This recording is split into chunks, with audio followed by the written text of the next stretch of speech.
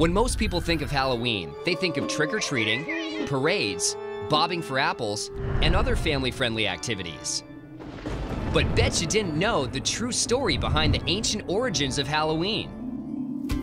It all goes back some 2,000 years to the ancient Celtic festival known as Samhain, celebrated on November 1st. On the night before Samhain, people believed that the dead returned as ghosts. They would leave food and wine on their doorsteps to keep roaming spirits at bay, and wear masks when they left the house so they would be mistaken for fellow ghosts.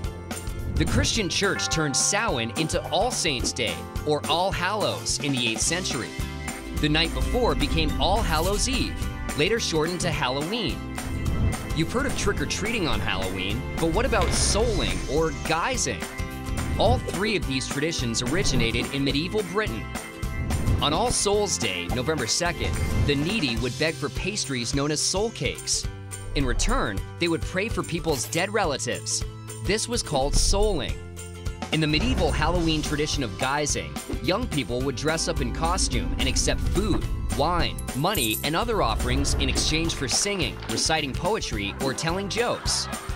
In 19th century America, Irish and Scottish immigrants revived these old traditions.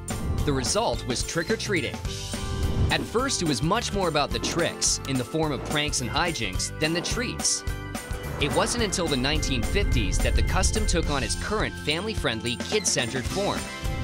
Today, Halloween is big business, with US consumers spending more than $2.5 billion on costumes annually. Add in the candy, and it's estimated that Americans spend up to $6 billion on Halloween each year, making it the second most commercial holiday after Christmas.